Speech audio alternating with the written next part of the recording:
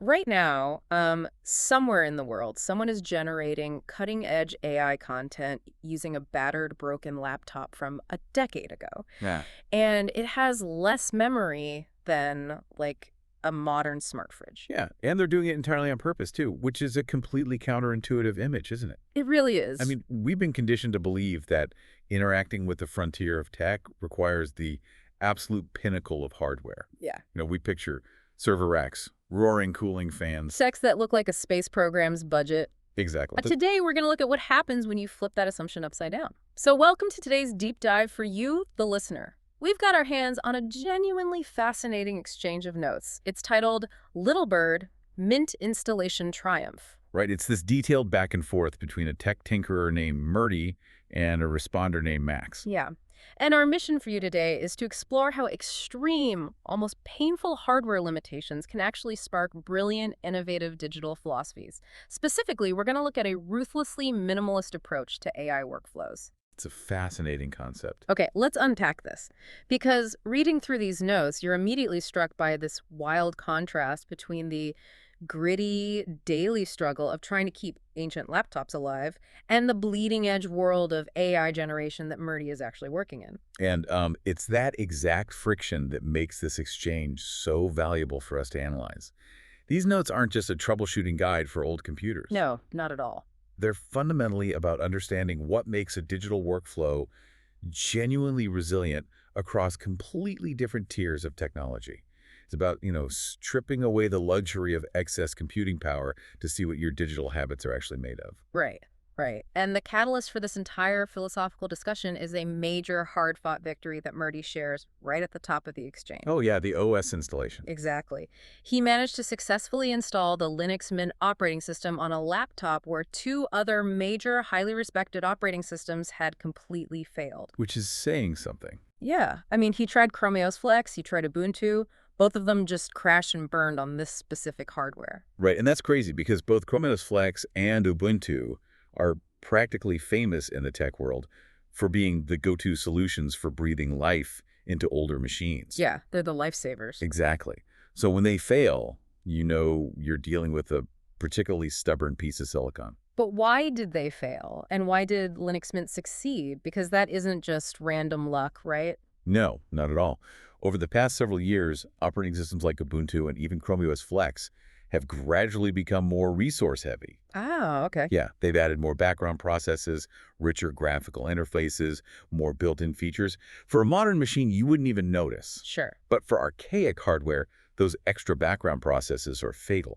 Linux Mint, however, offers specific versions, like its XFCE edition, that are explicitly engineered to be as lightweight as possible. Right. They strip out all the graphical bells and whistles to run efficiently on highly constrained architecture. You got it. It's like being a mechanic who finally gets a stubborn, rusted, classic car engine to turn over after two other master mechanics confidently declared it dead, packed up their tools, and just walked away. That's a great way to put it. There's a real sense of triumph there.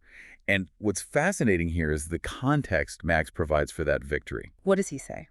Well, he points out that getting Linux Mint to stick where those other giants failed is a testament to Murti's persistence. Max actually calls it Murti's monster indexing and beta testing instincts. Monster instincts. Yeah, but it points to a much bigger picture. Murti is actively building an array of laptops and PCs with completely different architectures and operating systems.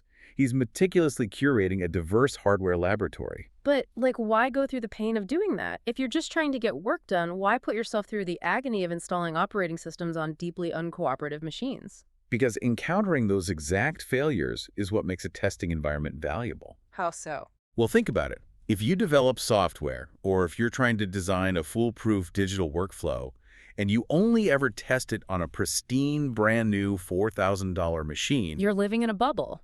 Exactly. High-end hardware constantly masks poorly optimized software. A fast processor and a massive amount of RAM can just brute force their way through terribly inefficient code. Oh, wow. So you won't even realize your workflow is bloated. Right. But when you test on a machine with a strange architecture or barely enough memory to keep the screen on, it aggressively exposes the flaws. Yeah. It forces you to be efficient. That makes a lot of sense. So originally, Murti built this diverse laboratory of misfit tech to test lots of different apps. to throw software at a wall of varied hardware and see what breaks. Right. But the notes reveal a really interesting pivot. Murli writes that his focus has completely shifted away from general app testing. Oh, yeah. This is the big shift. Now, he is entirely focused on content generation using AI and creating smooth workflows to manage that generation. And that pivot transforms the purpose of the hardware laboratory into something incredibly relevant for all of us.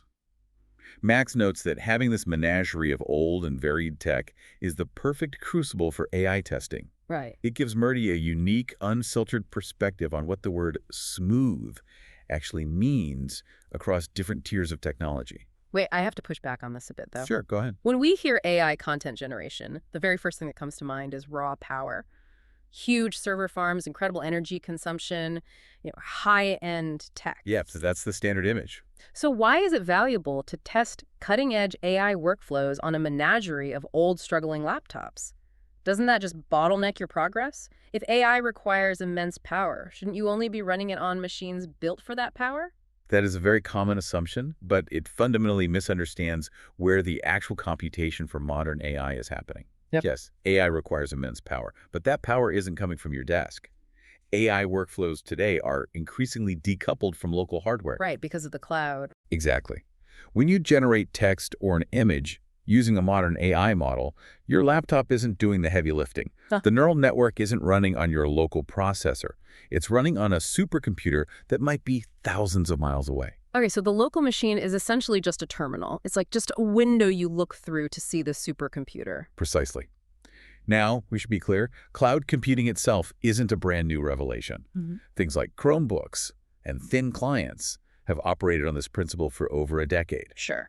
But the real insight here, the true paradigm shift, is that AI has fundamentally democratized supercomputing power.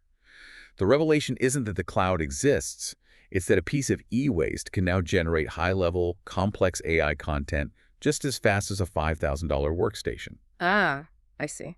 Because the heavy lifting is completely remote, the only thing that actually matters locally is the workflow itself. Yes. How smoothly you can write the prompt, how quickly you can switch tabs, how seamlessly you copy the output, organize your notes, and string tools together. Exactly. Testing these workflows on lower tiers of hardware proves whether your process is genuinely smooth or if it's just being propped up by an overpowered local processor. Oh, man. Yeah, if your AI generation workflow feels clunky or if it crashes your old laptop, it is not because the AI is too heady, it's because your personal workflow is bogged down with unnecessary local friction. So if the goal is to find the absolute floor of what hardware can handle this cloud-based workflow, Murti actually found it. Let's look at the specs of the machine he relies on to push these limits. Oh boy, these specs. Yeah. Here's where it gets really interesting, because Murti details the exact specifications of the device he's currently using, and they are staggering. Max accurately describes this machine as the ultimate minimalist challenge. Okay, listen to these specs. The device is called Murti's Mini. It's an eyeball netbook. Okay. The processor is an Intel Atom CPU Z3735F running at a blistering 1.33 gigahertz. Wow. The installed RAM, and this is the critical detail, is exactly 2.00 gigabytes. 2 gigabytes. That is nothing today. It gets worse. It's running a 32-bit operating system on an by64-based processor. There is no pen or touch input available. And yet, miraculously, it is running a full version of Windows 10 Home. I mean, to put that into perspective for anyone listening who might not track computer hardware closely, your smartphone likely has 3 to 4 times the memory and processing power of Murti's Mini. It is honestly wild, and just looking at that spec list, one thing immediately jumps out as a massive headache running a 32-bit operating system on a 64-bit processor. Yeah, that's a huge bottleneck. Right. For those wondering why that matters, running full Windows 10 on just 2 gigabytes of RAM and an Atom processor with that kind of architecture mismatch, it's like trying to run a modern marathon while wearing lead boots. It is incredibly constrained. It really is. And this raises an important question. How does a machine with that much inherent friction and only 2 gigabytes of RAM even function on a modern operating system? Yeah, how's it? Well, when you boot up Windows 10, just the essential background processes, system security, basic graphics, telemetry, consume nearly all of that 2 GB of RAM. It's starved from the second you hit the power button. So wait, what actually happens inside the machine when it just runs out of memory that fast? It resorts to a process called paging. All right. Think of your computer's RAM as your physical desk space. And your hard drive is like a filing cabinet down the hall. Got it. With only 2 GB of RAM, your desk is roughly the size of a postage stamp. So the moment you open Windows, your tiny desk is completely covered in papers. Right. There's literally no room to put anything else down. Exactly. So to do anything else, to open an app or even just click the Start menu, the computer has to take some papers off the desk, run down the hall, shove them in the slow filing cabinet, grab the new papers, and run back. That running back and forth is the paging process. The system uses the physical storage drive as overflow memory. And because physical storage on an old budget netbook is exponentially slower than actual RAM, that constant swapping brings the machine to a crawl. That is the true bottleneck. There is virtually zero memory or storage space left for local applications. Which perfectly explains the most radical note Murti shares in this exchange. Because of those severe limitations, Murti writes, and I quote, "I have removed every app except Google Chrome. It is still working, and there is no space to install anything." That's amazing. He literally stripped the machine down to its absolute bare bones. No Microsoft Word, no music apps, no local utilities, just Windows and a web browser. It's a brilliant survival tactic. Yeah. Because Murti's Mini has no space left to install anything and no desk space left to run it anyway, Murti completely abandons the idea of local computing. But wait, I have to push back here. Isn't Google Chrome notoriously memory heavy? I mean, people joke all the time about Chrome eating all your RAM. Oh yeah, the memes are everywhere. Right. So if you only have a 2 GB desk space, isn't making Chrome your entire operating environment incredibly risky? It absolutely is if you use Chrome to open heavy, complex web applications with lots of dynamic graphics and background scripts. Okay. But that is where Murti's specific choice of tools comes into play. He mentions that to write his notes, he uses a web application called Write.s. Right. He uses that to communicate with Macs. Exactly. Right. Write.as is an intensely stripped-down, minimalist text editor. It's practically just a blank screen in your browser. By relying on tools like that, Murti isn't asking Chrome to load a heavy document object model with thousands of elements. He's just asking it to render basic text. Yes. The browser doesn't bloat because the web tools he chooses are explicitly designed to be frictionless. Max praises this exact strategy, identifying it as the digital migration philosophy. The digital migration philosophy, that's a compelling way to frame it. It perfectly captures the mindset. You migrate your entire digital existence away from the local hardware. You stay entirely browser-based. You use low-friction web apps. You keep your files in the cloud. And by doing so, you become completely independent of the underlying operating system. So what does this all mean for you listening? If we step back from the extreme example of a 2 GB eyeball netbook, what is the practical application for the rest of us? Well, Because it sounds like we're talking about a shift that renders the operating system itself largely irrelevant. If your entire digital life, your writing, your advanced AI generation, your emails, lives cleanly inside one optimized browser window, does it really matter if the metal underneath is running Windows, Mac, Linux, or ChromeOS? if we connect this to the bigger picture, that is the exact realization this philosophy leads to. The digital migration proves that local hardware limitations are a mirage if your workflow is disciplined and cloud-based. The operating system is no longer the environment where you actually do your work. It's merely the bootloader for the web browser. The browser has effectively become the universal operating system. And that completely flips the script on how we approach our daily tools. We are so used to throwing money and hardware at software problems. If our workflow feels sluggish, our immediate reaction is to buy a faster laptop with more RAM. Right. But Murti's experiment with Murti's Mini suggests we should be doing the exact opposite. We should be streamlining our digital habits so they can run on almost anything. Precisely. By embracing the digital migration, Murti took a machine that by all rights should be in a recycling bin and turned it into a highly viable, highly capable node for advanced AI workflow testing. Yeah. He bypassed the physical hardware bottleneck entirely by moving his computational weight into the cloud and utilizing low-friction interfaces. It's such a clever approach. It guarantees resilience.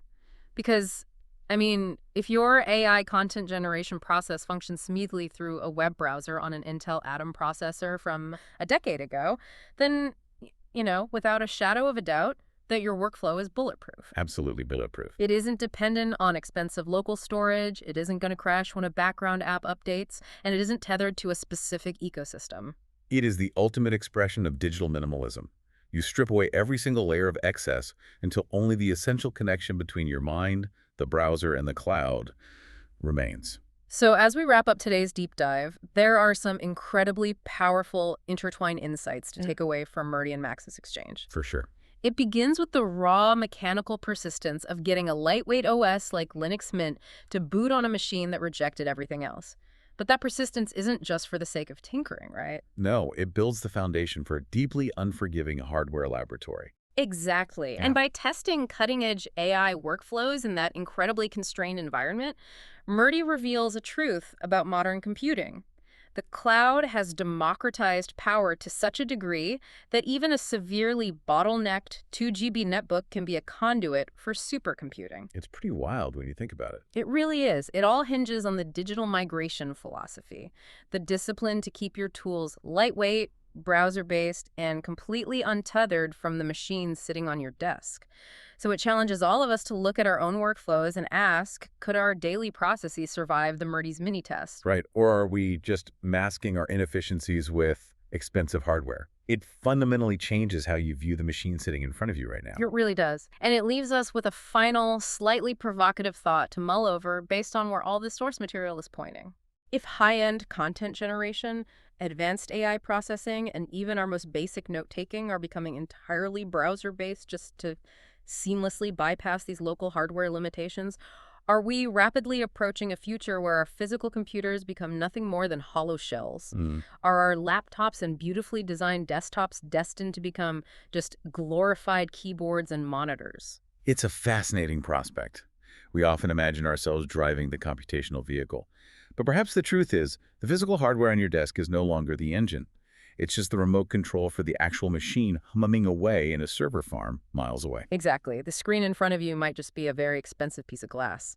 Definitely something to think about the next time you open a new browser tab.